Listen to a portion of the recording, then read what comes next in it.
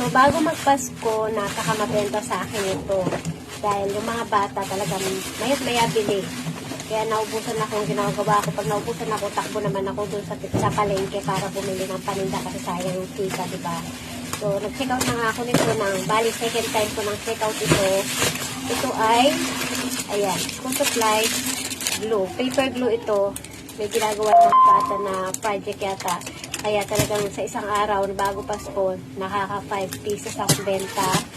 So, dito sa TikTok, mas mura siya. Kasi sa palengke, bili ko nito, ang isang ganito, 20 pesos.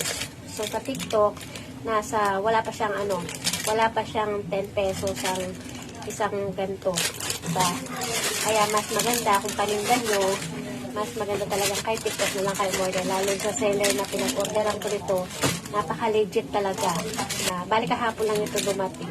Yun, mas murang puhunan na mabibili natin, mas malaki yung ating tutubuin. Kasi ang benta ko nito isa ay 20 pesos. So, meron na tayong 50% na tubo, diba? Hindi na rin masama.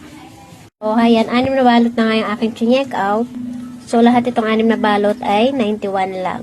Naka-free shipping fee pa yan. Dahil nga 20 pesos isang benta ko niyan, lahat ito kapag nabenta ay 240 kasi nga 12 pieces lahat yan. Minus mo yung 91 natin na puhunan from TikTok. Kaya may tubo tayo ng 149 lahat. O diba?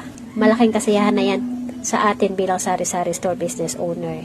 Kasi bilang negosyante at sa mahal na mga bilihin, hindi na tayo papayag na papiso-piso na lang yung ating kita sa ating mga paninda. Kaya kung sari-sari store business owner ka na kagaya ko, mag-check out ka ng mga mare sa aking yellow basket. Huwag kang mag-alala mga mare dahil legit yan. Second order ko na yan. Hindi siya tuyo. Check out na!